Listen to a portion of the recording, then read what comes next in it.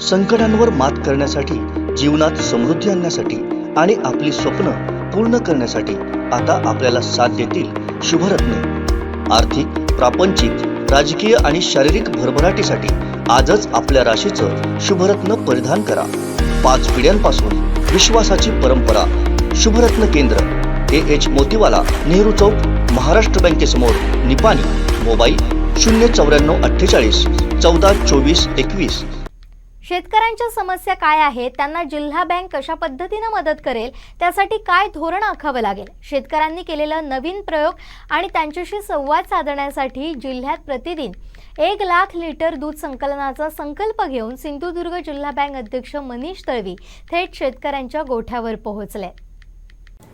सिंधुदुर्ग जिल्हा मध्यवर्ती सहकारी बँकेनं वर्षभरापासून जिल्ह्यात प्रतिदिन 1 लाख लिटर दूध संकलनाचा संकल्प केलाय। त्या पार्श्वभूमीवर जिल्ह्यातील शेतकऱ्यांशी संवाद आणि त्यांना येणाऱ्या समस्या जाणून घेण्यासाठी सिंधुदुर्ग जिल्हा बँक अध्यक्ष मनीष तळवी यांनी मालवण तालुक्यातील मसूर येथील शेतकऱ्यांच्या गोठ्यावर जाऊन भेटी घेतल्या। सुरुवातीला मसूर येथील पावणाई देवी महिला दूध उत्पादक संस्थेला भेट दिली। यावेळी जिल्हा बँक संचालक बाबा परब, भगीरथ प्रतिष्ठानचे डॉक्टर प्रसाद देवधर, डॉक्टर विश्वास साठे, महेश पागवे, जिल्हा बँक मनसुरे शाखेचे संतोष गावकर, गवंडे, पांडुरंग ठाकूर यांसह मोठ्या संख्येने शेतकरी उपस्थित होते।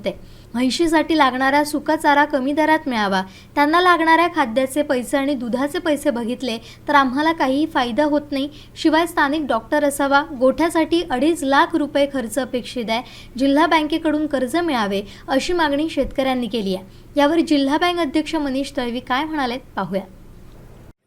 सिंधुदुर्ग जिल्हा मध्यवर्ती सहकारी बँक म्हणून आम्ही मागच्या 1 वर्षभरापासून या जिल्ह्यामध्ये प्रतिदिन 1 लाख लिटर दूध संकलनाचा संकल्प केलेला आहे आणि त्या संकल्पाच्या अनुषंगाने प्रत्येक ठिकाणी शेतकऱ्यांनी आता नवीन जनावरं आणलेली आहेत। काही जिल्ह्यामध्ये अनेक नवीन प्रयोग सुरू झालेले आहेत। आज आम्ही या गोठ्यामध्ये आलो, यांनी सुद्धा आपला असलेली नोकरी व्यवसाय सोडून त्यांनी या व्यवसायाकडे आपला सुरुवात केलेली आणि एक तरुण व्यावसायिक या व्यवसायाकडे वळलेला आहे। तर त्यांच्या मागे काय समस्या आहे, जिल्हा बँक म्हणून आम्ही नवीन काही धोरणं त्याच्यासाठी आणावी लागतील का, शासनाची त्यांना कशा प्रकारे आपण मदत उपलब्ध करून देऊ शकतो, या सगळ्या गोष्टी जोपर्यंत आम्ही गोठ्यात जात नाही, तिथली समस्या जाणून घेत नाही, त्यांच्याशी संवाद साधत नाही, तोपर्यंत समजून येणार नाहीत। आणि म्हणून आजचा हा मालवण तालुक्यामध्ये अनेक ठिकाणी आम्ही गाठीभेटी घेतलो होतो। आता मला वाटतं हा 4-5वा गोठा आहे की जिथे आम्ही शेतकऱ्यांबरोबर संवाद साधला, त्यांच्या गोठ्यामध्ये गेलो आणि त्याच्यातनं आमच्याच लक्षात येतं की आम्हाला अजून काय करावं लागेल आणि नवीन कशा प्रकारे हा व्यवसाय विकसित करण्यासाठी जिल्हा बँक काय काय करू शकते आणि काय काय करावं लागेल याचं एक नियोजनसुद्धा त्याबरोबरीने आम्हाला करण्यासाठी या निमित्ताने मदत होते।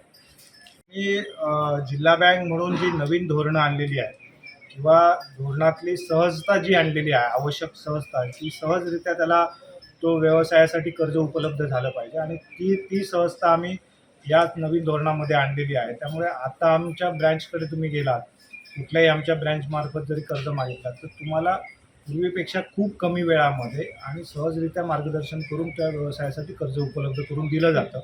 याही पुढच्या काळामध्ये ते त्याहीपेक्षा अधिक वेगाने कसं देता येईल त्याचा आमचा प्रयत्न चालू आहे। आमचे दिवसभरातले सर्व अपडेट्स, ताज्या घडामोडी आणि थेट लाईव्ह पाहण्यासाठी सबस्क्राईब करा, लाईक करा कोकणचं नंबर 1 महा चॅनल कोकण 7 लाईव्हचं YouTube चॅनल।